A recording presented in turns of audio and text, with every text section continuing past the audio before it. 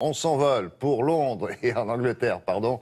Vous allez voir, le séjour à la maternité, c'est pas franchement une partie de plaisir pour les femmes. Pourquoi? Parce que là-bas, on est plutôt adepte des méthodes, on va dire, là-bas ils disent old school, à l'ancienne, comme on dirait en France. Question à Loïc de la Mornay. On ne les ménage pas, les futures mamans, chez vous. Il faut souffrir pour être mère. Bonjour Loïc. Bonjour William, oui c'est exactement ça. Vous savez, comme dans toutes les questions de santé, les Britanniques disent toujours « Écoutez, c'est pas une maladie, hein. Il y a eu des milliers de générations de femmes avant vous qui ont accouché, on a fait la guerre, on a résisté pour toute l'Europe durant la Seconde Guerre mondiale, nos femmes ont accouché sous les bombes lors des bombardements allemands, donc vous n'allez pas en faire tout un plat. » Grosso modo, c'est ce que dit l'ensemble du système de santé et de maternité britannique, et c'est ce qu'ils disent aux jeunes mamans françaises qui viennent accoucher ici. Vous savez qu'il y a beaucoup de Français à Londres, eh bien, ils prennent les jeunes mamans françaises pour des chochottes et ils nous le font bien savoir et nous le rappelle bien. Alors, juste deux petites anecdotes personnelles, car vous savez évidemment au Bureau de France de Londres, eh ben, nous avons aussi du personnel français. Alors, chose vue et vécue très rapidement, moi-même j'avoue, j'ai eu un petit bébé avec ma femme ici il y a quelques mois, eh bien, elle n'a pas eu d'anesthésie, pas de péridurale, on lui a juste donné un bout de plastique et on lui a demandé de serrer les dents et puis c'était parti comme ça. Même chose pour Laura Calmus qui a fait le sujet que vous allez voir dans quelques secondes. Elle est arrivée à la maternité, 6 heures après la naissance de son bébé, on lui a dit de rentrer chez elle, alors elle a insisté et pour rester juste une petite nuit à la maternité, elle a dû payer de sa poche sans être remboursée pour rester une nuit à l'hôpital, comme vous allez le voir dans ce sujet qu'elle a réalisé donc avec Élise Derbaumet. Elle vient à peine d'accoucher. 9 heures après, la voilà déjà sortie. Robe haute couture, talons hauts et coiffure impeccable. L'image d'un accouchement parfait diffusée sur les télés du monde entier. Mais un accouchement qui n'a rien à voir avec celui de Madame Tout-le-Monde. C'est une escouade de Range Rover qui est venue chercher la Duchesse Kate au pied de la maternité St Mary's qui facture pour chaque naissance la modique somme de 10 000 €. Pour comprendre comment se passe l'accouchement dans le vrai monde des jeunes mamans au Royaume-Uni, nous avons rencontré ces deux blogueuses françaises qui habitent à Londres. Sophie a 4 enfants et les souvenirs de sa toute première grossesse il y a 8 ans sont encore à vif. Quand je suis allée voir le docteur pour lui dire que j'étais enceinte, je m'étais dit, bon, il me semble qu'en France, ils te font une prise de sang, des choses comme ça. Donc je vais voir mon docteur, je lui dis, voilà, j'ai fait un test de grossesse, donc je crois que je suis enceinte, vous voulez vérifier? Et elle me dit, bah, pas besoin de vérifier, t'as fait un test, t'es enceinte. Au final, elle n'aura aucun rendez-vous jusqu'à ses 3 mois de grossesse, ne verra aucun docteur pendant 9 mois et nous raconte sa petite panique le jour de l'accouchement qu'elle avait choisi de faire dans une maternité publique tenue exclusivement par des sages-femmes. Mais qu'est-ce que je fais là dans ce truc hippie là? Il n'y a pas de médecin. Je veux un médecin. Je veux qu'on m'ouvre. Je veux qu'on me donne tout de suite, donnez-moi une péridurale. Mais c'était trop tard malheureusement. Là, je ne pouvais plus avoir ça. Car outre-Manche, c'est fréquent de prôner le naturel, rarement d'antidouleurs, peu d'examens poussés et un conjoint qui a un véritable rôle le jour de l'accouchement. La sage-femme, elle a plus ou moins regardé. J'étais à côté du lit et j'arrivais pas à monter sur le lit tellement j'avais mal. Et elle avait dit, bah, c'est pas grave, vous allez accoucher là, debout. Et donc je dis, ok, tant pis, parce que je veux pas bouger. Elle dit à mon mari, par contre, il va falloir que vous attrapiez le bébé.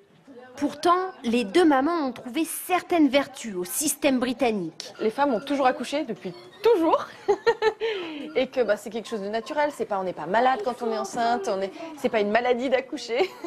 Du coup, pas besoin de rester à l'hôpital. Dès que le bébé est né, on est transféré dans une grande salle, séparée par des rideaux avec une demi-douzaine d'autres femmes qui viennent d'accoucher.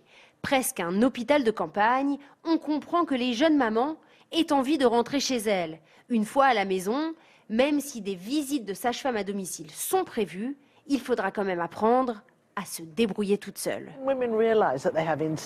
Les femmes se rendent compte qu'elles ont un instinct maternel et qu'elles savent quoi faire. Elles voient leur bébé faire un petit bruit et elles comprennent vite. Un instinct maternel qui serait plus fort que l'encadrement médical. D'ailleurs, ici au Royaume-Uni, l'allaitement est plus que conseillé, il est quasiment imposé. Campagne des ligues pro-allaitement, mais également titre choc sur le site même du système de santé britannique NHS. Avec cette consigne, les enfants allaités deviendront plus riches et plus intelligents. Le message est clair, ici ne pas allaiter, c'est être une mauvaise mère. Ah, il plaisante pas. Juste une petite chose avant. Vous avez bien dit tout à l'heure qu'il y avait un objet en plastique que l'on mordait, mais enfin, moi j'ai vu ça dans les films, mais enfin, c'était avant la Deuxième Guerre.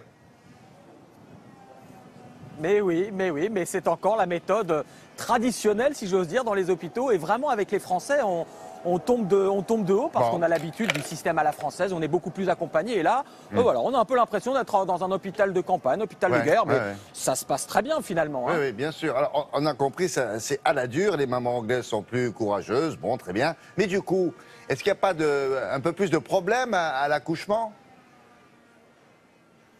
Alors, vous avez tout à fait raison. Il y a un petit peu plus de mortalité infantile ici au Royaume-Uni. Ça ne joue pas à beaucoup. La France est très bien classée dans le monde. Il n'y a, entre guillemets, que 3 morts de nourrissons dans les hôpitaux français pour 1000 naissances. Ici, il y en a 4 pour 1000. C'est un petit peu plus, mais enfin, cet enfant-là, si ça tombe sur le vôtre, ça joue. Mais c'est vrai que, attention, il ne faut pas exagérer. S'il y a un problème, on parlait des problèmes personnels, nous il y a eu un petit problème au moment de l'accouchement. On était un petit peu laissés à nous-mêmes juste avec une sage-femme, mais au moindre problème, en 30 secondes, il y a eu une escouade de médecins qui est arrivée. Donc quand même, on est dans un pays tout à fait moderne et les urgences, ça fonctionne bien. Bon, alors il y a d'autres différences, notamment pour les congés maternité ou paternité. Est-ce que là aussi c'est un peu plus rigide qu'en France ?